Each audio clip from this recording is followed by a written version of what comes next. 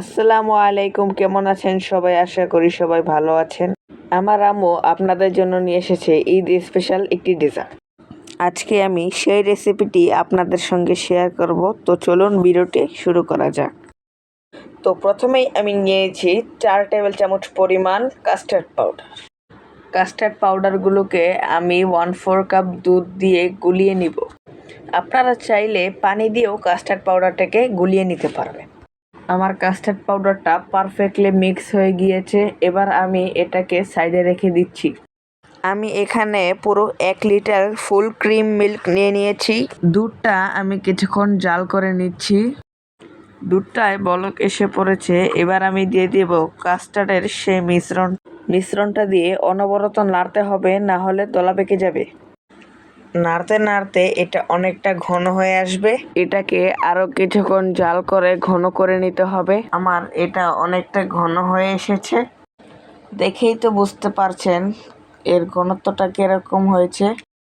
এটা চুলা থেকে নামিয়ে রাখলে আস্তে ধীরে ঠান্ডা হবে আর ঘন হতে থাকবে। আমি এখানে ফাইজানের ঘিটা ব্যবহার করছি। আপনারা চাইলে এখানে অন্য সব ঘিও ব্যবহার করতে পারবেন। আমি এখন এর মধ্যে ফাইজানের ঘিটা মাখিয়ে নিচ্ছি। আপনারা চেষ্টা করবেন এখানে একটু বেশি পরিমাণের ঘি দেওয়ার, না হলে এটা আটকে যেতে পারে। আমাদের ঘি মাখানোটা হয়ে গিয়েছে। এবার আমি ওই ব্যাটারটা ঢেলে দিচ্ছি। এটাকে আমরা 2 ঘন্টার জন্য ডিপ ফ্রিজে রাখা লাগবে না, নর্মালি রাখবো।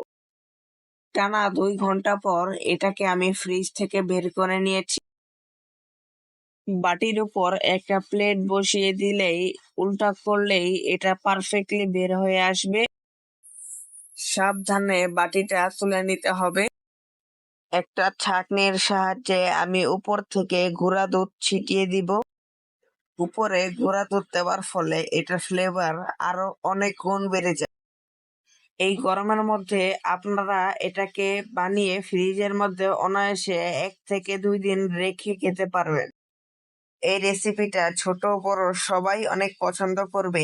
এটা বাসায় একবার হলেও তৈরি করে খাবেন।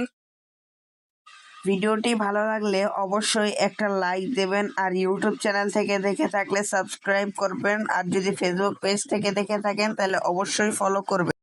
ভিডিওটি ভালো লাগলে আপনাদের বন্ধুদের সাথে শেয়ার করবেন। তো আজকের জন্য বিদায় নিচ্ছি, দেখা হবে পরবর্তী ভিডিওতে। আল্লাহ হাফেজ।